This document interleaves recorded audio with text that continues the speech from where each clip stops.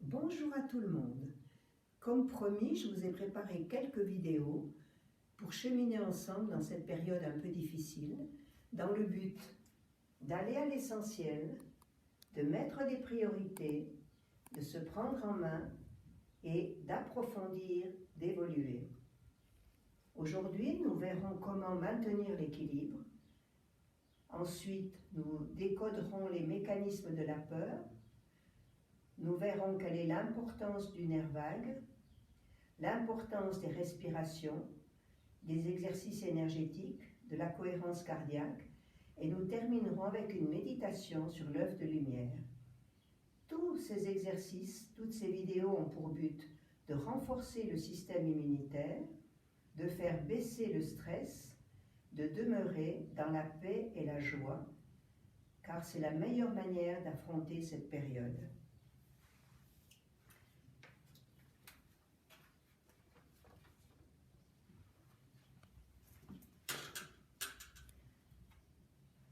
La vie, c'est le règne des opposés.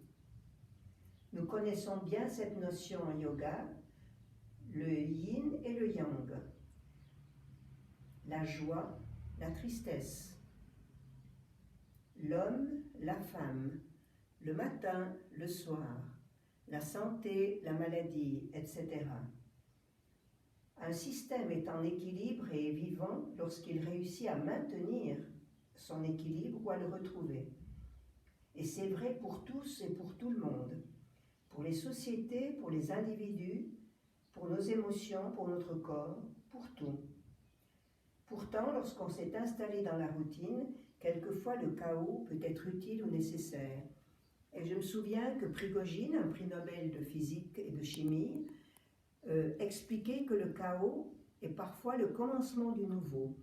Et il expliquait cela lors de l'effondrement de l'Union soviétique et du mur de Berlin. Aujourd'hui, c'est un chaos avec lequel nous devons faire du nouveau. Et pour pouvoir rétablir l'équilibre, le maintenir, il est important de se tourner vers soi-même, de retrouver l'harmonie. Dans les moments de crise, on a tendance à regarder les causes extérieures. Et je crois qu'il est important de changer cela, de regarder vers l'intérieur, d'apprendre à dissoudre ses peurs, d'élargir la perception du monde et surtout de se libérer pour s'inventer. Selon Jean Polsky, qui est un psychiatre réputé, il n'y a que deux émotions fondamentales, l'amour et la peur. La peur nous empêche de nous connecter à nos ressources profondes. Elle nous empêche de voir et d'apprécier le miracle de la vie en nous et autour de nous. La peur est une création de notre esprit. C'est la perception que l'on se fait des choses. Si l'on pense que le stress est bon pour nous, il le sera. Si on pense qu'il est négatif, il le sera aussi. Chacun voit midi à sa porte. Et nous voyons le monde à travers nos croyances, nos vieilles habitudes, à travers nos filtres, nos manières anciennes de penser. Et Huxley nous rappelle que la réalité, ce n'est pas tellement ce qui nous arrive, ce n'est même pas du tout ce qui nous arrive, c'est l'interprétation que nous faisons de ce qui nous arrive. Rappelons-nous que l'amour, c'est notre nature profonde. Nous sommes faits pour aimer. Et aujourd'hui, grâce à la science, nous avons une meilleure connaissance du cerveau et nous savons que l'homme a un privilège unique, c'est la capacité d'avoir une liberté intérieure. Pourquoi? Son cerveau fonctionne avec 3 couches. La première, c'est le reptilien, qui est responsable de nos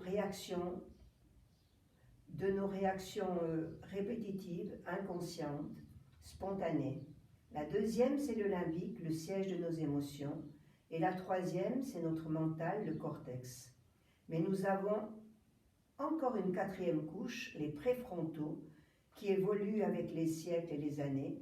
Et cette couche-là a la propriété, justement, de nous donner de nous permettre d'avoir un espace de réflexion qui nous donne la liberté de stopper les réflexes conditionnés et qui nous offre la faculté de se donner beaucoup plus de choix. Frankel, le docteur Viktor Frankl, un Autrichien qui était professeur de psychologie et de neurologie à Vienne et qui a été un rescapé des camps de concentration, a beaucoup travaillé cette donnée. Et il dit que grâce au cerveau préfrontal, l'homme c'est quelqu'un qui cherche d'abord à donner un sens à sa vie, plutôt que de satisfaire uniquement ses besoins et ses instincts. Et que justement grâce à ce quatrième cerveau, il a deux caractéristiques qui le distinguent totalement de l'animal. C'est l'aptitude à se dépasser, l'aptitude à chercher au-delà de lui-même son projet de vie. On appelle cela l'autotranscendance. Et la deuxième caractéristique de l'homme, c'est de pouvoir prendre du recul par rapport aux situations. Et quand on prend du recul par rapport aux situations, on peut faire un stop. L'animal, quand il a un besoin, il peut le satisfaire immédiatement. Ce sont des réactions automatiques, inconscientes, qui viennent tous de notre cerveau reptilien. Ce sont les mêmes qu'avaient les hommes des cavernes. Lorsqu'ils se trouvaient face à une meute de lions, ils avaient des réflexes de peur, de défense, de fuite. L'homme, lorsqu'il a des émotions comme la colère, la tristesse ou la peur, il a aussi tendance, assez souvent, à réagir comme un animal. Ça veut dire spontanément de se défouler et d'exploser ou de se renfermer. Mais on sait aujourd'hui qu'il dispose de cet espace de réflexion qui lui permet de faire un stop. Et pour cela, il doit faire un effort pour agrandir ce stop, prendre du recul, devenir conscient qu'il dispose de cet espace de liberté, et alors il peut s'arrêter, respirer, réfléchir, analyser, discriminer, explorer, choisir, et choisir entre plusieurs possibilités, et choisir en fonction de son bien et en fonction du sens profond de sa vie. Il y a quelqu'un aussi qui a beaucoup compris, qui a bien compris cela, c'est Eva Eger, qui a écrit Le choix d'Édith. Plusieurs, je pense que vous avez déjà lu ce livre, relisez-le dans cette période. Cette femme a aujourd'hui 90 ans, elle a écrit ce livre cette année, et elle a connu Frankel, et elle a appliqué absolument cette notion que c'était soi-même qui devions se changer pour changer le monde. Si on veut changer le monde, on doit commencer par se changer soi-même.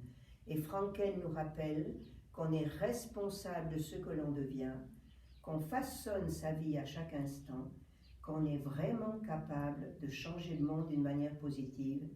C'est une liberté.